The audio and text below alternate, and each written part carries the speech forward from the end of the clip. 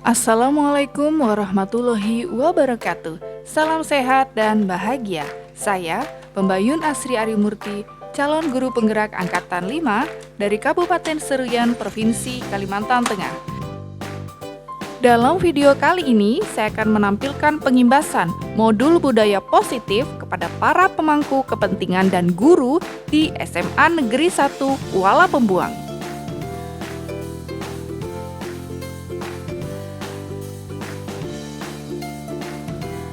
Tujuan dari kegiatan pengimbasan ini adalah agar para pemangku kepentingan di sekolah mengetahui perubahan paradigma dan penerapan strategi disiplin positif di sekolah agar dapat menciptakan budaya positif.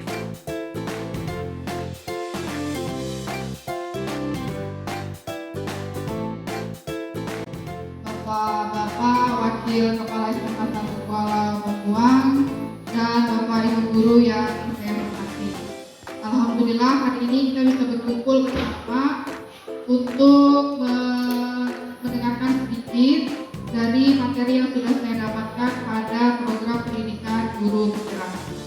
Di tugas saya yaitu CGP atau calon guru penggerak ini menyampaikan kepada para pemangku kepentingan di sekolahnya mengenai perubahan paradigma dan penerapan strategi adalah budaya positif.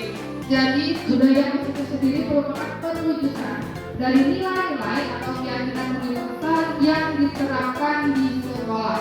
Budaya positif diawali dengan perubahan paradigma tentang teori kontrol murid. Bahwa ternyata ini adalah sebuah miskonsepsi. Kalau kita kaitkan dengan filosofi Ki Hajar Dewantara, guru itu tugasnya adalah sebagai pamong, menuntut. Kemudian yang kedua, ilusi bahwa kritik dan membuat orang merasa bersalah dapat menguatkan karakter. Ternyata menurut penelitian ini justru sebaliknya. Kemudian ilusi bahwa orang dewasa memiliki hak untuk memaksa. Kemudian miskonsepsi selanjutnya adalah ilusi bahwa semua penguatan positif itu efektif dan bermanfaat orang lain, sehingga orang lain itu patuh kepada kita, itu disiplin positif ya. Namun pada dasarnya disiplin positif sendiri adalah suatu cara untuk mengontrol diri, menguasai diri untuk memilih ya.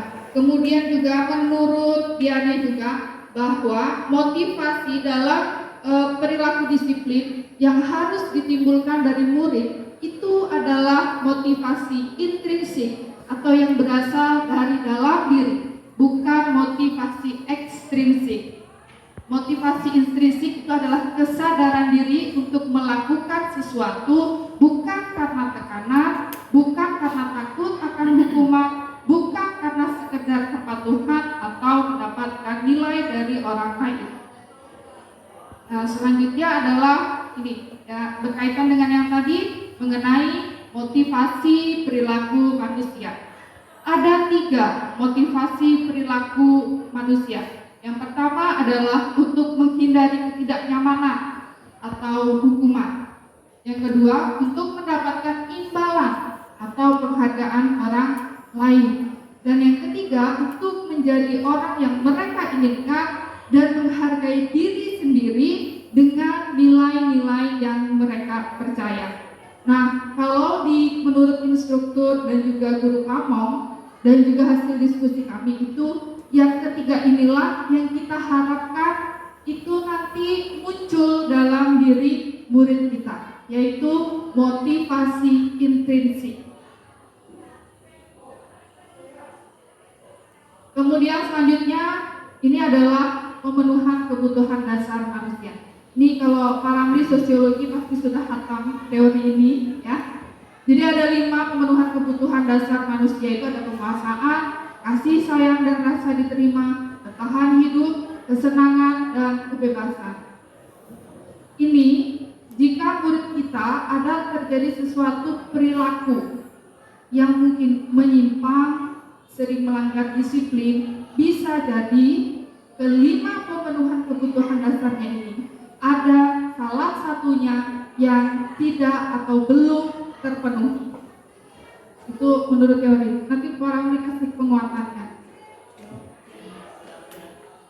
untuk menjustifikasi siapa kita sebagai guru, tapi mari kita bersama-sama untuk bisa merefleksikan gitu ya, mengenai kita itu ada di posisi kontrol mana. Nah, ini adalah seorang penghukum. Penghukum bisa menggunakan hukuman fisik maupun verbal. Kemudian biasanya penghukum ini bersifat spontanitas dan kata-katanya agak sedikit keras. Atau apakah kita berada pada posisi membuat merasa bersalah? Ini biasanya kalimat-kalimat yang diucapkan adalah seperti ini. Kemudian apakah kita sebagai guru dalam rangka murid, kita berposisi pada teori kontrol sebagai teman, atau kita sebagai pemantau. Nah, menurut teori yang paling ideal itu adalah sebagai manajer, di mana guru berbuat sesuatu bersama murid, mempersilahkan murid mempertanggungjawabkan perilakunya, mendukung murid agar menemukan solusi atas permasalahannya sendiri. Ini menurut manajer. Ini biasanya kalau contoh di kasus ini itu adalah kalimat-kalimatnya seperti ini, ya. Nah, dengan karakter yang lebih kuat, ini disebut dengan segitiga restitusi. Ya, yang pertama adalah dengan menstabilkan identitas. Segitiga restitusi yang pertama itu adalah menstabilkan identitas. Jadi kalau ada murid yang bermasalah, ya, kita bisa coba penyelesaiannya adalah dengan segitiga restitusi ini. Yang pertama yang bisa kita lakukan adalah menstabilkan identitas. Ini tujuannya adalah untuk mengubah identitas anak dari orang yang gagal karena melakukan kesalahan untuk menjadi orang yang sukses. Nah, ini adalah kalimat-kalimat yang bisa kita jadikan bahan renungan untuk menstabilkan identitas anak pada segitiga restitusi. Kemudian selanjutnya, segitiga garis yang selanjutnya adalah validasi tindakan yang salah. Ya.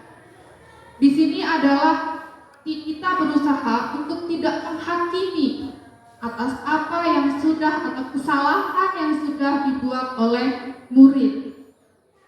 Tetapi kita melakukan validasi atas tindakan yang sudah mereka lakukan, namun dengan tetap memberikan pencerahan atau arahan dengan kalimat yang positif. Nah, ini contoh kalimatnya. Kemudian selanjutnya, segitiga restitusi yang selanjutnya yang ketiga adalah menanyakan keyakinan.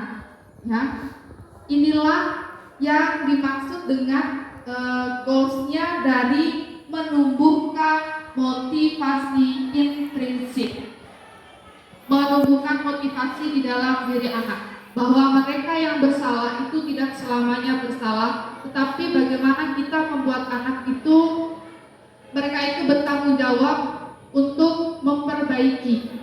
Nah, ini kalimat-kalimat yang bisa kita sampaikan ke anak.